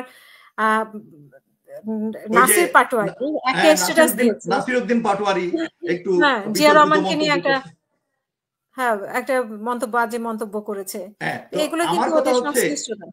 হ্যাঁ, আমার কথা হচ্ছে, আমি যে জিনিসটা বলতেছিলাম যে ওই যে তাদের যে মেন্টর, যেমন একজন যখন প্রথম দিকে আসিফ নজরুলের কিছু কাজ দেখার পরে লোকজন যখন তাকে বিদেশি গোয়েন্দা সংস্থার এজেন্ট বলতেছিল, তখন এই আসিফ ভুঁইয়াই নাকি বলতেছিল উনি আমাদের সাথে এতদিন কাজ করে আসছে, যখন আমাদের সাথে কেউ ছিল না তখন উনি কাজ করলো, আর এখন আপনারা বলেন উনি রয়ের এজেন্ট, এটা আমরা কেমনি মানি? তোরে ভাই, আমি তো গোয়েন্দাতে চাকরি করছি, আমি জানি। ওই যেমন মনে করুন, ওরা যখন রিক্রুট করে এজেন্ট তৈরি করে, কিছু এজেন্ট থাকে ওপেন আর কিছু এজেন্ট থাকে ছদ্মবেশে, এদেরকে লোকজন বুঝতে পারে না। ওই ফাইনাল আওয়ারে যখন বুঝতে পারে তখন ইট ইজ টু লেট। তো এই ধরনের কিছু এই ছদ্মবেশেও আমাদের এই ভারতের দালাল আছে, আমাদের দেশের শত্রুরা আছে, কাজ করতেছে, এবং এদের জন্যই ডক্টর ইউনূস ওনার এজেন্ডা অনুযায়ী তো কাজ করতেছে। আমরা তো এটার প্রতিফলন দেখতে পাচ্ছি। আপনি এই যে রমজানের বাজার দেখেন, অর্থনীতির অবস্থা দেখেন, রিজার্ভের অবস্থা দেখেন, ধীর গতিতে হলেও আমাদেরকে সেই কুয়ার পার থেকে উনি টেনে আনছে। তো এইগুলো হচ্ছে বাস্তবতা। তো উনি ওনার কাজ করে যাচ্ছে, বাট ওনার সাথে যারা সহযোগিতা করার কথা, ওনারা তো কাজ জানে না। ওই যে উনি যেটা বললেন যে they don't know what to do. ওরা, এটা তো এনজিও না রে ভাই, এটা তো এনজিও না যে আপনি এনজিওতে একটা ম্যানেজার ছিলেন আর এখানে এসে একটা মন্ত্রণালয় চালাবেন। It's not that easy. তো সেই জন্য আবার আমি কাউকে আন্ডারমাইনও করছি না, কেউ যেন মনে কষ্ট না পায়। বাট আমি যে জিনিসটা বলতে চাচ্ছি যে ওনার সাথে ওনার টিমে যেসব লোক আছে এর ভিতরে ওনারা কাজ করার মতো লোক নাই, এবং ওনাদেরকে চালাচ্ছে ওই সচিবরা, ওই যে সিভিল প্রশাসনের যেসব আমলারা আছে তারাই চালাচ্ছে। তো কাজেই সেজন্য ওনারা এখন ওনাদের এজেন্ডাগুলো ঢুকানোর চেষ্টা করতেছে। প্রথম থেকে আপনি দেখেন বিভিন্ন সিলেকশন বিতর্কিত হয়ে গেল, অমুককে দিল, ফারুকিকে দিল, দেখা গেল যে তার ব্যাকগ্রাউন্ড কি আমরা সবাই জানি। একইভাবে বিভিন্ন জায়গায় পদায়ন করতেছে নতুন নতুন, সবগুলা বিতর্কিত, এবং এদেরকে সরানোর কোনো নড়াচড়া নাই। তো আমার কথা হচ্ছে যে আমরা তো বুঝতে পারতেছি, ওই যে সাকিব আলী যেটা বলতেছিলেন যে প্রথম আলো, ডেইলি স্টার প্রথম থেকেই তাদের লবি দিয়া বিভিন্ন জায়গায় ইনফ্লুয়েন্স করার চেষ্টা করতেছে। বাংলাদেশে এতগুলো লিডিং আছে, এই যে নুরুল কবিরকে ডাকলো অনেক পরে, চান্স দিছে অনেক পরে, সবার আগে ওনার ইন্টারভিউ করাইলো প্রধান উপদেষ্টা মতিউর রহমানকে দিয়ে, যেই নিউজ পেপার সবচেয়ে বিতর্কিত এবং ফেসিবাদের একবারে ক্লোজ সাপোর্ট দিয়ে গেছে। তারপরে করাইলো ডেইলি স্টারের মাহফুজ আনামকে। তো আমার কথা হচ্ছে যে প্রথম থেকে যে এইসব খেলা শুরু হয়েছে, আমরা তো ভাই হাওয়া খেয়ে চুলদারি পাকে নাই, আমরা তো এগুলো বুঝি, দেশের মানুষরা বুঝে যে জিনিসটা কোথায় যাচ্ছে। তো ওনাকে ঘিরে আছে এই ভারতীয় দালালরা, এবং আমার মনে হচ্ছে নির্বাচনকে কেন্দ্র করে, নতুন পার্টি হওয়াকে কেন্দ্র করে, এবং এই দেশের বাকি সমসাময়িক বিষয়গুলোকে কেন্দ্র করে একটা ধোঁয়াশা তোলার চেষ্টা করতেছে, একটা অস্থিতিশীল পরিবেশ সৃষ্টি করার চেষ্টা করতেছে জনগণের মাঝে, যাতে অস্থিরতা সৃষ্টি করা যায়। যে জিনিসটা আমি এর আগে বলতে চাচ্ছিলাম যে সোশ্যাল মিডিয়ার কারণে আমাদের জনগণও বিভ্রান্ত হচ্ছে, এবং সেই জন্য আমি সবাইকে বলবো যে অনেক গুজব বাজারে ছড়াচ্ছে, এবং মিথ্যা খবর, পুরনো খবর কাস্টমাইজ করে এগুলাকে ফটোশপ করে ছাড়তেছে। এগুলো আপনারা না জেনে, ভেরিফাই না করে ফরওয়ার্ড করবেন না, শেয়ার করবেন না। আর সেনাবাহিনীর ব্যাপারে যেটা বলতেছেন, আমি বারবার যেটা বলতেছিলাম, thank you Sakib, that you have also have the same mind, যে এটা একটা প্রতিষ্ঠান, অন্যান্য প্রতিষ্ঠানের মতো এটা একটা প্রতিষ্ঠান।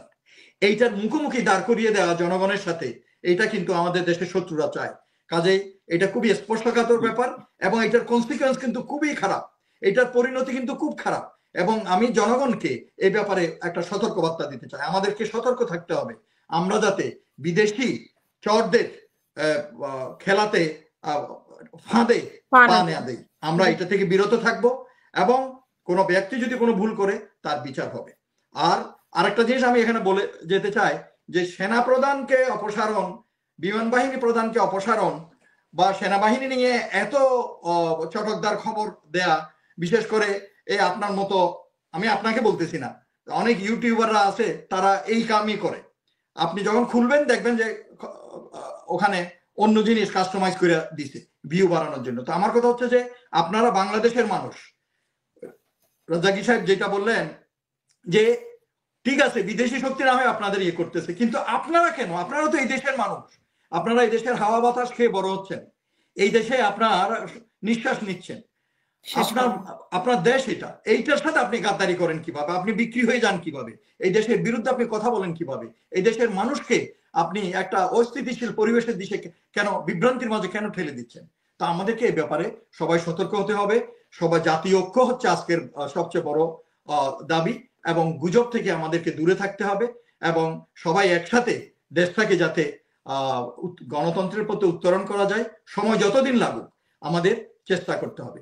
আর এই প্রেসার গ্রুপ ছাত্ররা আছে, ওরা যে দাবিগুলো করতেছে আমি এখানে অযৌক্তিক দাবি দেখতেছি না। যেমন এখন যে দাবি আওয়ামী লীগে নিষিদ্ধ করতে হবে, সবকিছুর আগে ডক্টর ইউনূসের উচিত এটাকে করতে হবে। এটা এক্সিকিউটিভ অর্ডার হয়, এবং এর আগে হয়েছে এই যে সেদিন সিরিয়াতে হলো, এক সপ্তাহের মাথায় ওই পার্টিকে করছে, বাদ পার্টিকে নিষিদ্ধ ঘোষণা করছে।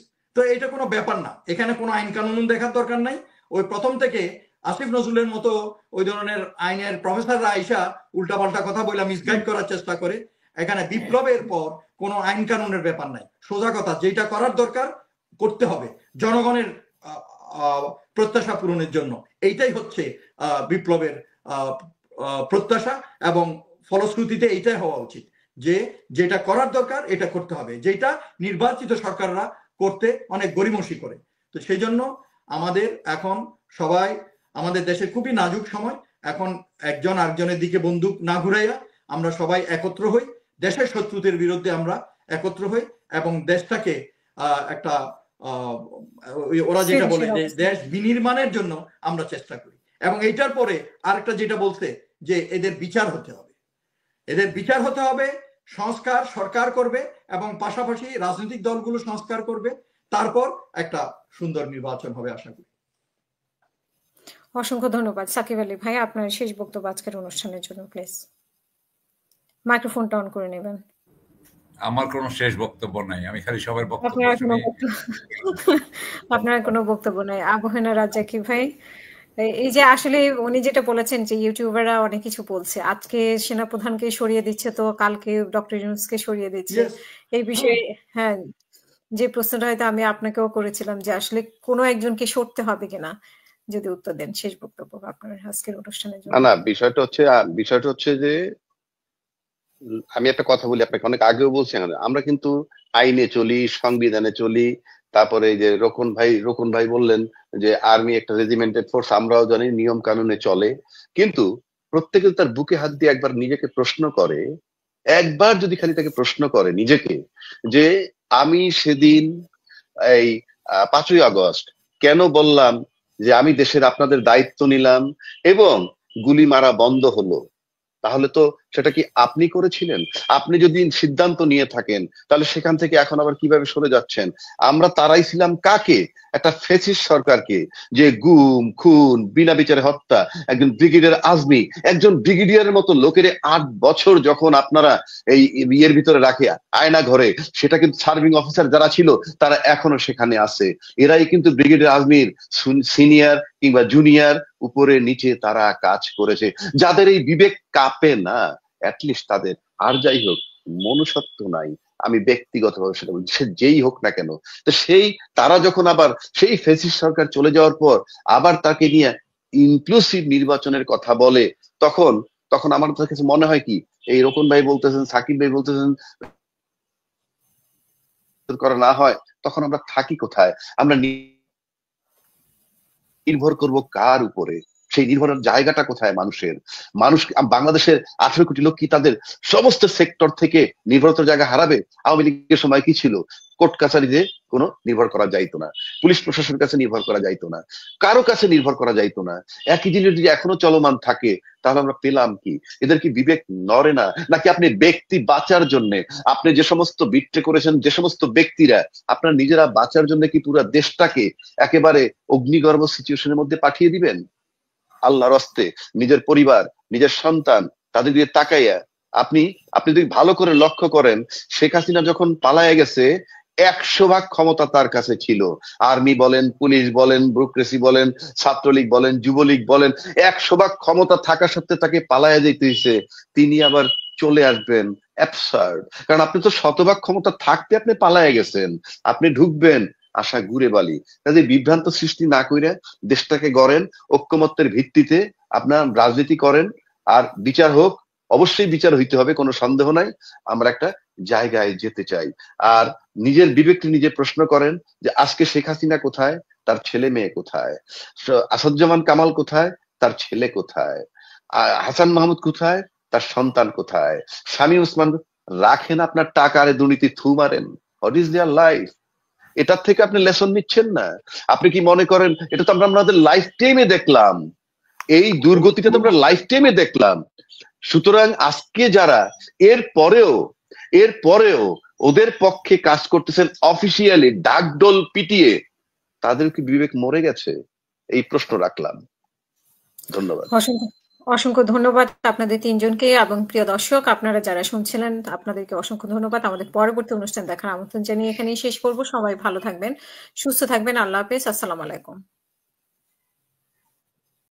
দর্শক আলোচনাগুলো দেখেছেন, দেখে বুঝতে পেরেছেন সেখানে কিন্তু এই বক্তাগুলা আসিফ নজরুলের প্রতি ইঙ্গিত করেছেন। আসিফ নজরুল যদি এখন মিডিয়ার সামনে আসে না, মিডিয়ার সামনে না আসলেও তার যেই একটা প্রচারণা সেটা কিন্তু চলছেই, এবং তার যে ষড়যন্ত্র সেটাও তিনি চালিয়ে যাচ্ছেন। যাই হোক প্রিয় দর্শক, আলোচনাগুলো শুনে কেমন লেগেছে অবশ্যই মন্তব্য করবেন।